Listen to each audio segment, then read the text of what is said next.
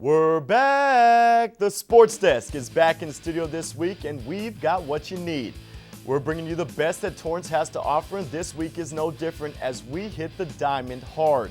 Bishop Montgomery's softball team made it exciting against Carson, needing an extra inning to get the job done, while West and South renewed their rivalry.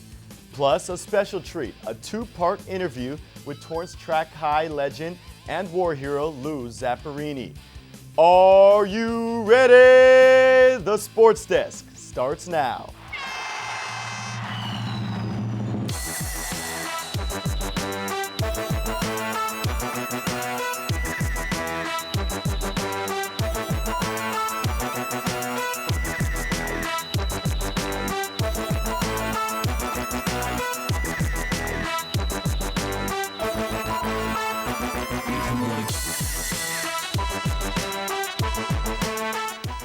Aloha, I'm Vailele Salas. The Torrance softball team finished last year below 500, but the Tartars behind a trio of strong pitching believe they can turn things around this year.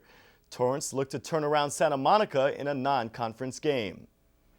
Torrance looked to keep winning against Santa Monica, but after 3 runs in the first by Santa Monica, both Mia Flores and the Tartars would have to hunker down. Torrance would, as Flores would strike out 17 in a 7-inning game, but it was all for naught as the Tartars come up short 4-3. But for the Tartars, excitement is at an all-time high for the upcoming season. I actually expected to win the Pioneer League this year, but what kind of a coach would I be if I didn't say I was going to win? So I think it's going to be real fun, real fun. I'm looking forward to it. I'm glad South is in our division this year. We don't go to Palos Verdes, so I'm happy, man. I'm really stoked about my team. Even though Torrance only has 3 seniors on the roster, veteran leadership doesn't worry the Tartars. We need to have fun. I pulled the girls together at the very beginning of the season. I said, what do you guys want out of this season? 3 hands went up. We want to have fun. 2 other hands went up. We want to play together as a team. The rest of them all said, we'd like to win. I said, well, how can you not? No matter what we do on that field, if you're having fun, you're playing together as friends, because you're playing, it's a game, win or lose, you're going to be winners. So that's what they're looking forward to, is keeping the drama out, because it's high school girls. So those are kind of key for us right now. No, just keep the drama. Keep it at a minimum. So despite Mia Flores' 17 strikeouts, the Tartars cannot come out with a victory, losing 4-3. Courtney Murray went 3 for 3, and Jamie Moon hit a 2-run triple. Later in the week, Torrance faced Garden Grove and was Flores again, striking out 7 this time in a 1-hit shutout, doing it at the plate as well, going 2 for 3. Then in the semis of the Downey tournament, the Tartars were blanked by San Pedro 6-0. North also took to the field, beating Sarah 4-1. Jenny Burnham stole a base and scored for the Saxons as Haley Rodriguez threw 5 perfect innings for the win. Bishop Montgomery has a Del Rey League title in its sights this year. Early in the season, the Knights have been hard at work taking on all non-conference foes. 8 returning starters hit the field against Carson, and as Jeff Larson reports, the Knights won in exciting fashion. Spring has arrived, and the Bishop Montgomery softball team and its fan base are pumped up for what hopes to be a fun and rewarding 2007. The bats were popping early for the Lady Knights, as Ali Carlotto drilled a shot over Carson center fielder Yasmina Lizarraga's head for a stand-up 3-bagger. Then Carly McElroy banged one in the gap that was misplayed by shortstop Valentina Nabanyan, giving the Knights a 2-1 lead. In the following inning, center fielder Vanessa Vasquez put one just out of the reach of the Carson left fielder and raced around like Ricky Henderson for an inside the Parker. Bishop now led 4-1 in the bottom of the 3rd. In the top of the 4th, junior pitcher Bea Meneses, all of 5 feet 1 inch, started to get in the groove, getting first baseman Ashley Ventura to harmlessly fly out to McElroy. Meneses also changed speeds well, keeping catcher Brittany Avila off balance. Meneses then finished her off with a high hard one to preserve the 4-2 Bishop Montgomery lead. In the top of the 7th, Menendez and the Knights were looking to close out the Colts, but Nabanian had other ideas, banging one in the right center gap for an RBI double, cutting Carson's deficit to 1. Then Ashley Ventura came up big with her second hit of the day, but this one was magnified as it tied the game at 4. But Bishop got out of the inning with a line out to Melanie Delgado. The Knights now had to hope for a miracle in the bottom of the 7th. But they didn't get it, and the game went extra frames. But Menendez finished the 8th strong, fielding a comebacker for the 3rd out. Bishop Montgomery was now in need of 1 for the W.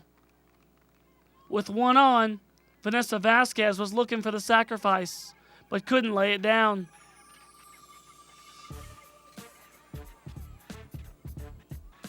After Carson picked off the Bishop runner, Vasquez was swinging.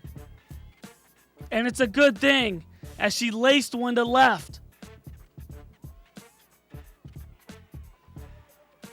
And then sped around the bases for her second dinger of the game. This one, however, won it for the Lady Knights, 5-4 in the 8th. Bishop improved to 2-1 on the season and its second win in as many years over Carson. Reporting from Bishop Montgomery, I'm Jeff Larson for the Sports Desk. So Vasquez does it in dramatic fashion with the walk-off homer in the 8th to give the Knights the victory 5-4. Carly McElroy also went deep. Then in the Downey tournament, Bishop kept the good times rolling against South Torrance, walloping the Spartans 8-0. Melanie Delgado went 3 for 3 with 2 home runs and 6 RBI, while Alexandria Davis hit a jack of her own to pace the Knights. The Knights turned it around again, this time against North, beating the Saxons 2-1. Haley Rodriguez allowed just 1 earned run on 3 hits for North in defeat.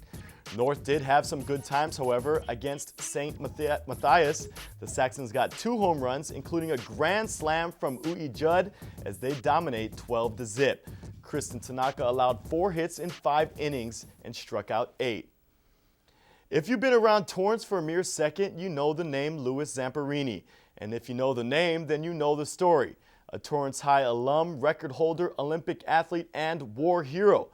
At 90 years old, Zamperini still gets around as if he were 30. I coaxed him to stop for a second, and in the first half of a 2-part interview, the national hero gives us a glimpse in a life that's been there and done that twice over. World War II, I never thought I'd be here. And to be here and see all these kids and to have the stadium named after me, that was great. And then the airfield, and what else? Oh yeah, they named the street after me. So this is my town. Lou Zamperini has more than one reason to be grateful for where his life has gone. By now, most know his story. After achieving greatness on the track for Torrance, USC, and as a 1936 Olympian, Zamperini enlisted as a bombardier during World War II. And after crashing over the Pacific, he'd lay stranded on a raft for 47 days before being captured by Japanese soldiers and detained for more than 2.5 years. And as Zamperini details, if it weren't for athletics, the Olympian may not be here to tell his story. Athletics probably played the biggest part. Being physically fit to start with, and also in athletics, every athlete wants to win, but on a life raft you must win. And I think that what's drilled into you in track and field or any sport, and that is to never give up and to win. Giving up was something Zamperini never thought of doing. Although there was a time when life seemed to be giving up on him. A misfit and a bully, Zamperini was going nowhere fast. All my brother turned me around, and I had no accomplishments. The only accomplishments I had was gang-related, and you know what that is. But when I decided to be a runner and won my first race, that was the first really accomplishment of my life, and it tasted good. And so I went fanatic over accomplishments. And right now, well, I had to quit going to movies about 40 years ago to do this. but I'm accomplished, or I'm licensed in, accomplished in, or an expert in 110 different things. I've been a deputy sheriff, I've been a lifeguard, I've been a cowboy, you name it, I've been it.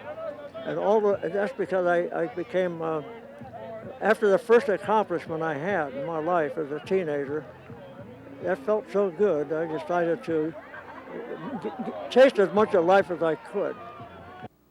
From knocking on death's door in the Pacific to making the most out of his 90 years, life continues to taste sweet.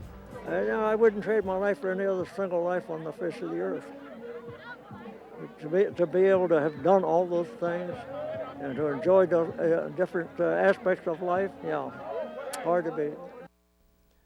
We'll have more with Mr. Zamperini later on in the show, but for now, let's take a quick pit stop. When we get back, it's back to the softball diamond, as well as some scores from around the South Bay.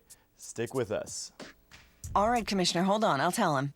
Honey, it's Phil. The gold reserve is being attacked. Tell him I'll be right there. Don't forget to shut the window.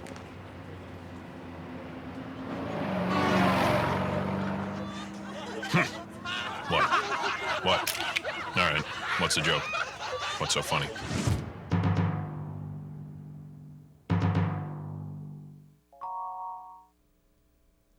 South and West Torrance have youth on their side, but placed in leagues dominated by seniors, both teams have their work cut out for them.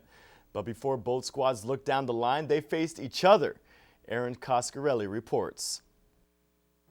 It's softball season, and the girls are excited to get on the field and play some ball.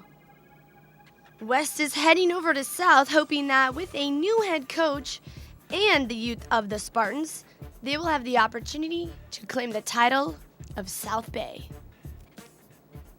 Well, we have a new coach this year, so just getting used to everything. Speaking of a new coach, what do you think of him? He's good. They work on hitting a lot, so that helps us. So I like him. He's a good guy. So I like both of them. They know what they're doing, so. So while West adjusts to a new coach, South is trying to overcompensate for the lack of experience. With only a few seniors, Captain April Setterlin hopes to keep the ball rolling with their offense. Well, me and Sierra are the captains, and we're also the two seniors that have been on varsity since we were freshmen. And we just try to inspire the girls and, just make it fun because, you do your best when you're having fun. And inspired them, April did after a deep hit almost past the center field fence. South scored a total of 7 runs for the game. West couldn't bring the heat, and early in the 5th inning were only able to lock in 2 runs against the Spartans. Despite the loss, new head coach Jim Myers remains optimistic. He set his goals pretty high for the season. To complete a 500 season, break-even season, establish our pitching situation. We're graduating 4 seniors and returning 11 underclassmen. April's goals are a little different. She just hopes to have a good time. I just hope everyone, is confident and has fun. That's really what we want to do. Winning games just comes with that. So hope to win some games and do well in the yeah. The South Torrance girls softball team ended the game with a triumphant win over West with a final score of 7-2. The Spartans are hoping that this win will be the confidence boost that they need for a successful rest of the season. Reporting from South Torrance High School, I'm Aaron Coscarelli for the Sports Desk. Thanks, Aaron. Sierra Wood went 2 for 4 with a double and 3 RBI to lead South.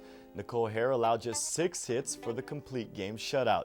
The Spartans improved to 2-2 on the year, while West drops to 0-3.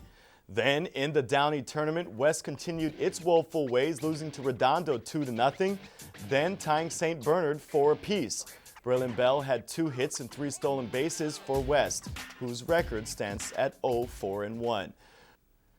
West took care of business on the baseball diamond, smoking B. Monty 14-1. Mark Oslin jacked a 3-run homer as well as racking up 6 RBI. Anthony Spadafino had 3 hits and 4 runs scored as the Warriors improved to 3-0 while the Knights fell to 0-3. Then in the semifinals of the El Segundo tournament, Derek Hamlin went 3 for 3 and knocked in the go-ahead run in the 5th inning to lead the Warriors past Gar 6-4. Spadafino had a pair of hits in the championship game. West outlasted Palos Verdes 5-3. Athlete of the Week alum Kyle Petter gets the win and the tournament's most outstanding pitcher award, giving up 4 hits, 4 walks, and struck out 5 in the complete game. Catcher Mason Morioka earned tournament MVP honors, and Mark Oslin was named Best Defensive Player as West improves to 5-0 on the year. In other action, North had an up-and-down week, beating Hawthorne 3-1.